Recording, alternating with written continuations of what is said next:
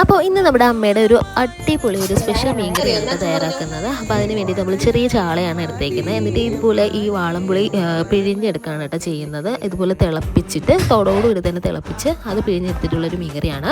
അപ്പോൾ ഇത് പിറ്റേ ദിവസമാണ് ഭയങ്കര ടേസ്റ്റാണ് കേട്ടോ. അപ്പോൾ ഇതുപോലെ നമ്മുടെ പുളി നന്നായിട്ട് പിഴിഞ്ഞെടുത്ത് ചേർത്തിട്ടുണ്ട്. പിന്നെ ഇത് നമ്മുടെ ചെറിയ ഉള്ളി പിന്നെ വെളുത്തുള്ളിയൊക്കെ ചേർത്തിട്ടുള്ളതാണ്. അടുപ്പിലാണ് കേട്ടോ വേവിക്കുന്നത്. എണ്ണ ചേർത്ത് അത് ചേർത്തിട്ടുണ്ട്.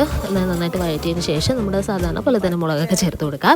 എന്നിട്ട് ഈ ഒരു മീൻകറിയിൽ നമ്മൾ മല്ലിപ്പൊടി ചേർക്കുന്നില്ല കേട്ടോ, മുളക് പൊടിയാണ് ചേർക്കുന്നത്. ഒരു 4 ടേബിൾ സ്പൂണോളം മുളക് പൊടി ചേർക്കുന്നുണ്ട്. നന്നായിട്ടൊന്ന് മൂപ്പിച്ചെടുക്കാം.